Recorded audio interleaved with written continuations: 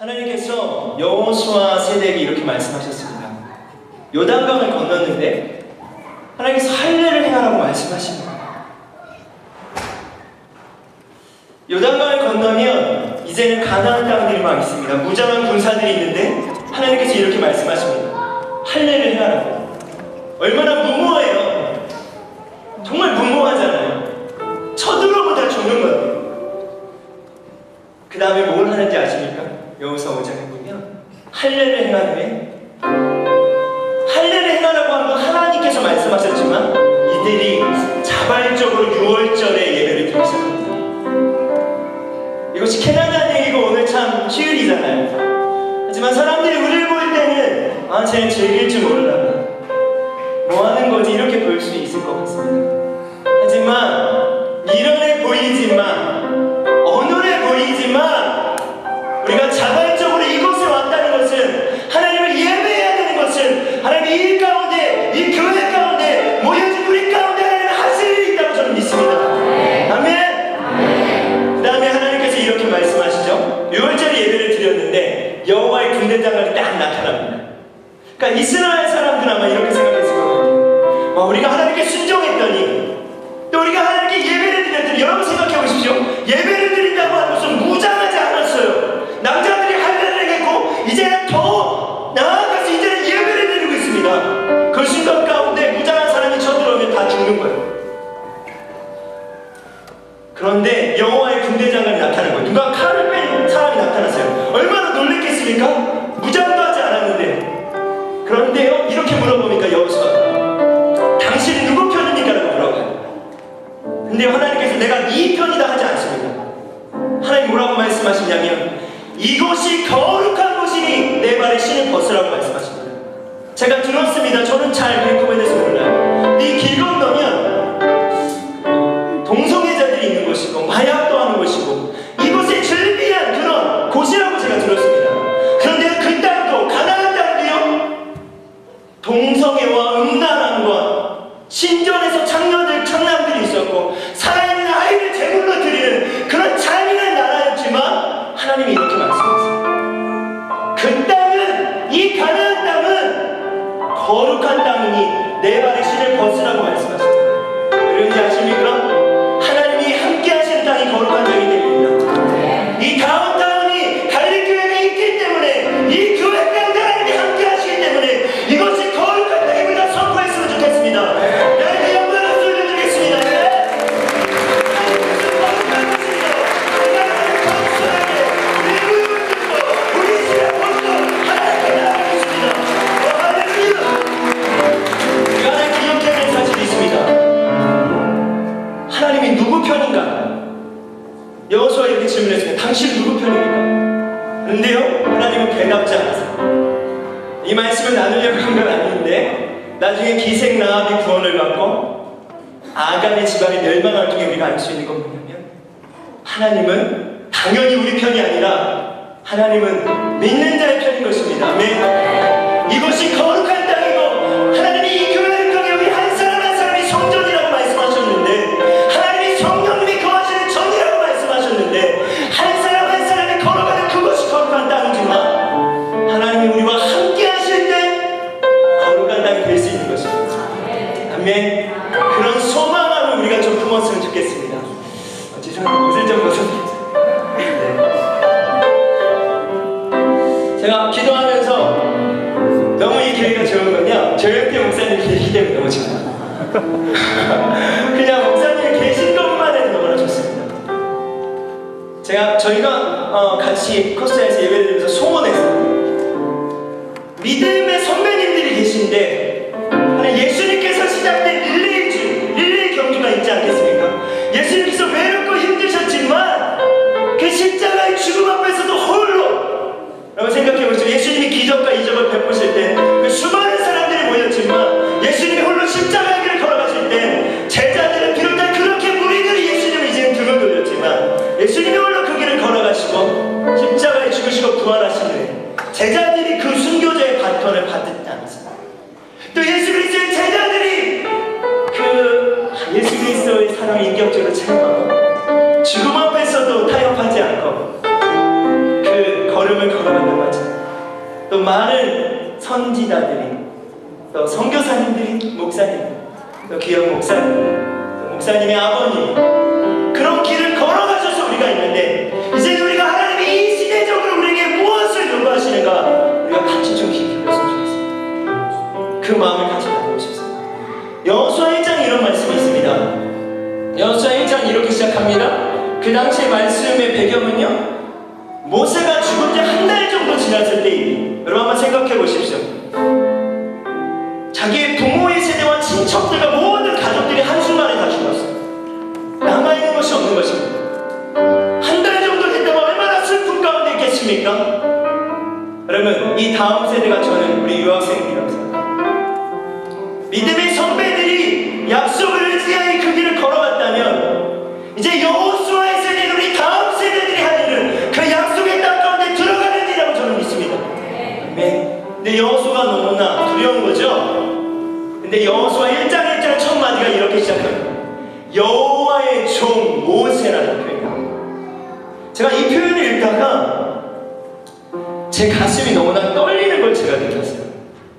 그럼 제가 한번 여호수아를 생각해 봤습니다. 1장 1절 이렇게 되어 있습니다. 여호와의 종 모세가 죽은 후에 여호와께서 모세의 수종자 눈의 아들 여호수아에게 말씀하여 이르되. 여러분 생각해 보십시오. 여호수아는요 수종자였어요. 모세가 얼마나 위대했는지를 알고 있습니다.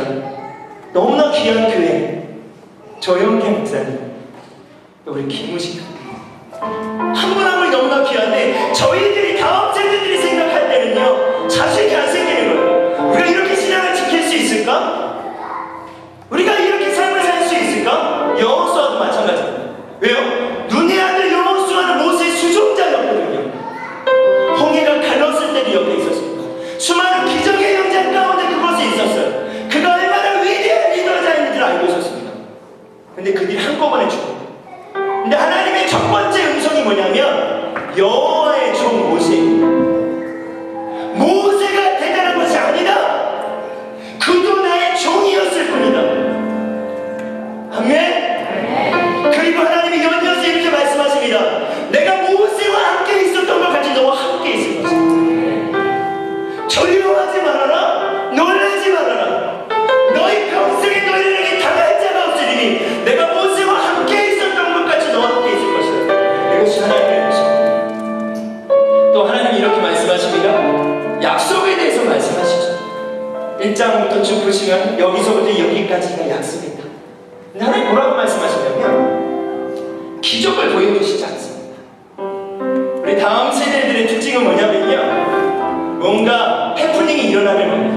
기도하지만 하나님 뭔가를 보여주십시오. 뭐가 있으면 하겠습니다. 그건 다른 말로 하면 저부터 시작해서 정신력이 참 약합니다. 개척자의 마음이 없거든요. 다음 세대 여호수아에게 하나님 말씀하시는 건 뭐냐면, 어떠한 기적도 네 앞에 보여주지 않을지라도 네가 나와 함께하는 것을 믿고 걸어갈 수 있겠느냐라고 하나님 질문하시는 것입니다. 우리 앞에 어떠한 기적이 일어나지 않아요. 하나님께서 제가 이 질문을 놓고 기도해서, 하나님 어떻게 모세의 시대에 그 광야에서 모든 사람들이 다 죽을 수 있는 것입니까? 그렇게 수많은 기적을 체험하고 홍해가 갈라지는 역사 가운데 어떻게 그들이 다 죽을 수가 있는 것입니까? 하나님의 음성이 무엇입니까? 라고 제가 질문했을 때 현재 이런 마음을 주셨습니다. 제 아들을 통해 제가 그걸 알았는데요, 내가 4살과 2살의 아들인데요, 제 아들이 제 손을 봐요. 집에 들어 아빠가 뭐 사왔는지. 제가 아무것도 안 사면 인사도 안 합니다. 그 아이한테 제가 잘 보려고 무지를 했었죠. 그런데요, 이스라엘 백성들은 물론 오랫동안 노예 생활이었지만 하나님의 수많은 기적들을 통해서 말씀하시는 건 뭐냐면, 내가 너의 함께하는 하나님이다. 네가 그렇게 외쳤던 하나님 바로 나다라고 말씀하시지만 그는 늘 불평합니다. 그는 늘 실족합니다. 또 다른 기적을 원해요. 만나를 원하고 매출하기를 원합니다. 하나님께서 만나를 내려주셨어요. 근데 그들은요 불안해서 또 하나님이 안 주실까봐 긁어모으기 시작합니다. 근데 그게 뭐죠? 썩어버리잖아요. 다음에 그 얘기 뭡니까?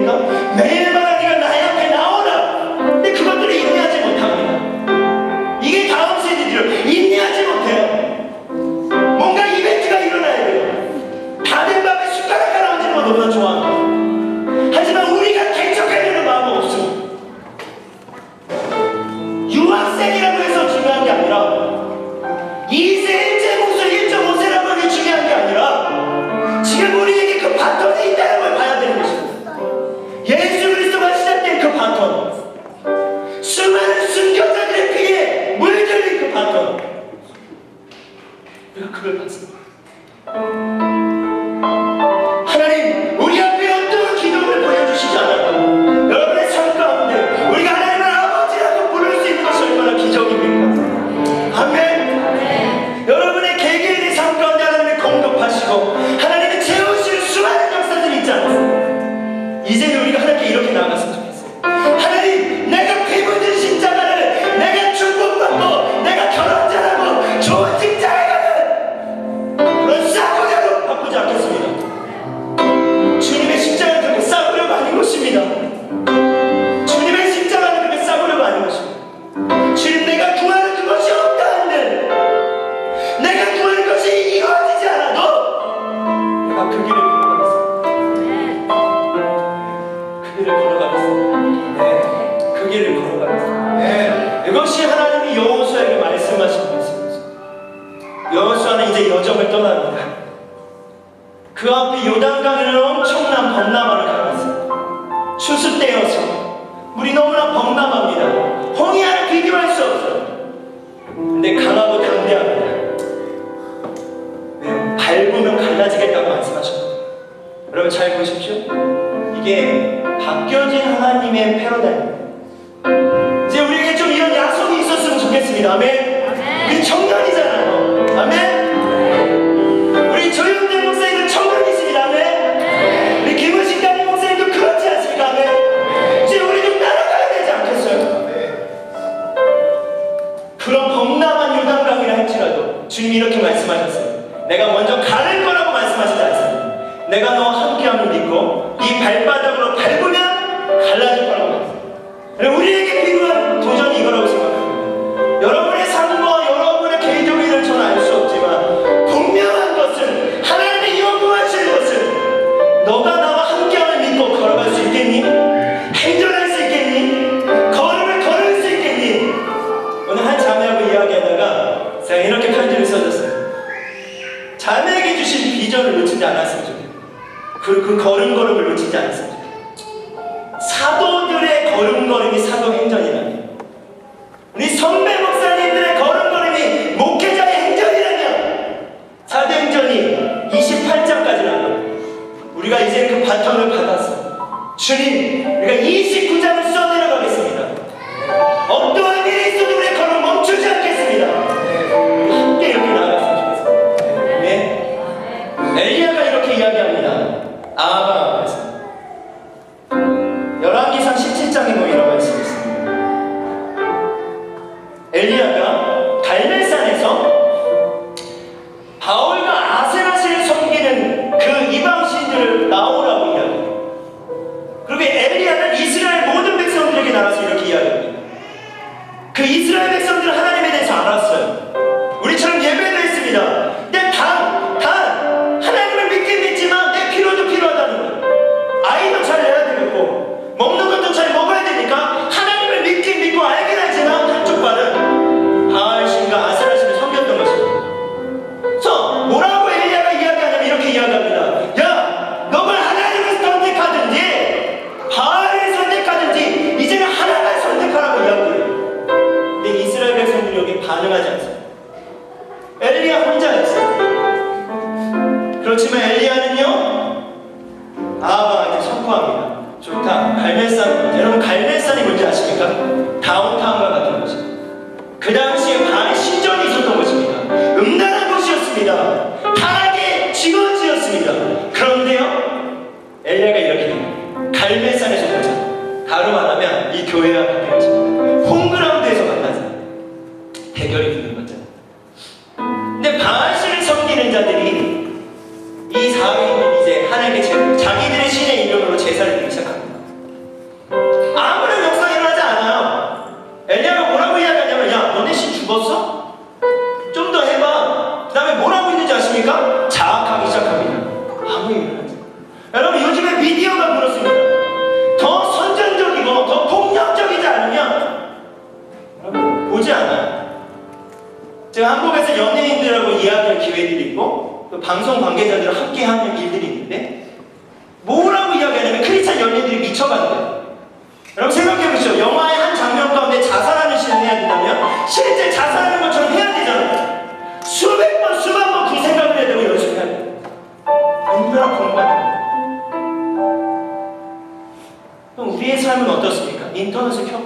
청년들, 저희도 청년입니다. 저희도 음란해.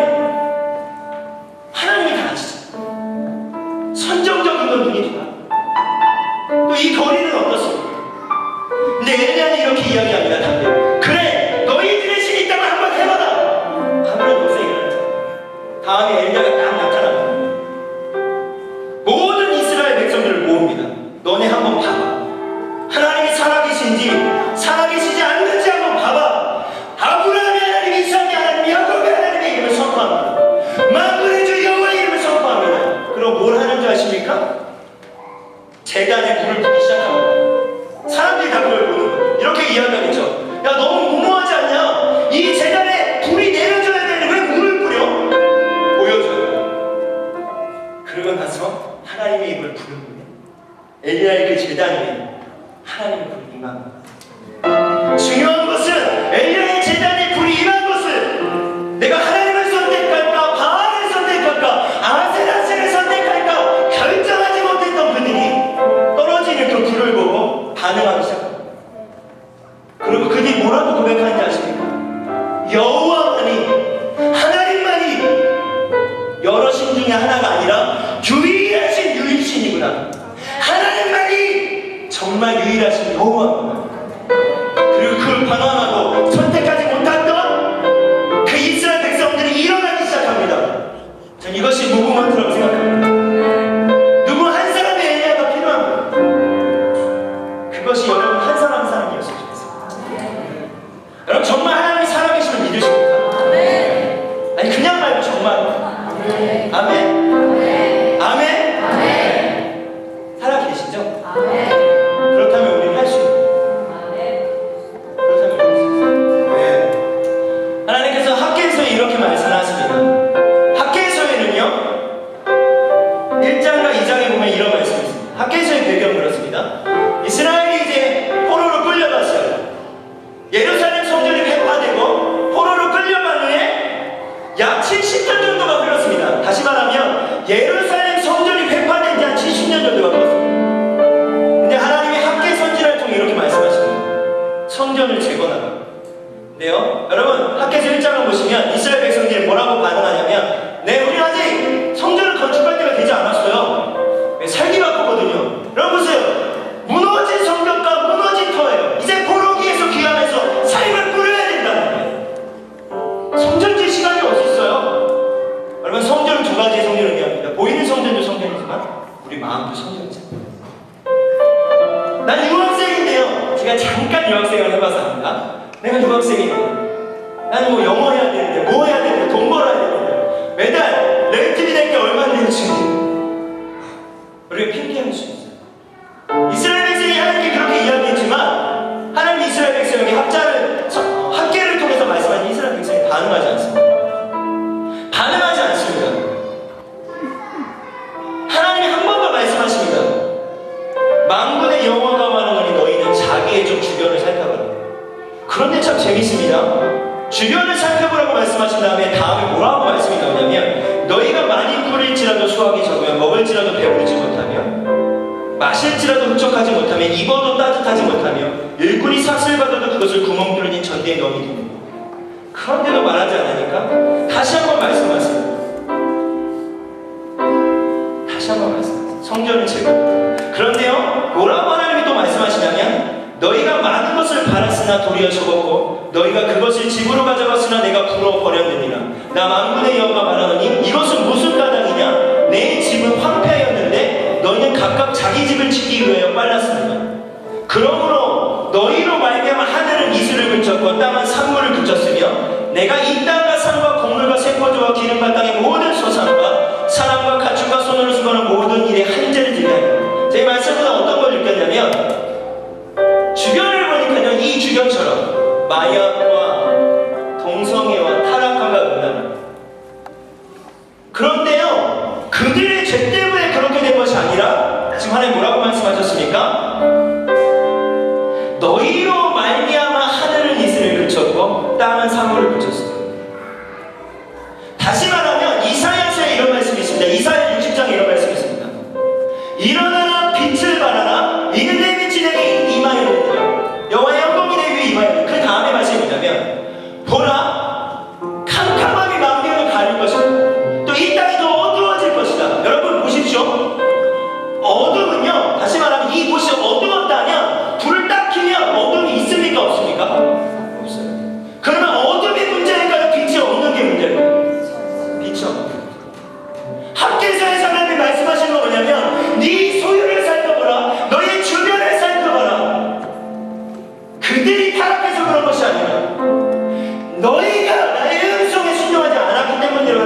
거듭나시고 말씀하신 것입니다. 전 이렇게 생각합니다. 이 지역이 왜 이렇게 타락했냐고요? 우리가 빛이 되지 못해서라고 생각했습니다. 우린 핑계하기 너무 쉬워요. 이 땅은 원래 어두운 땅이야. 이 땅은 원래 타락한 땅이야.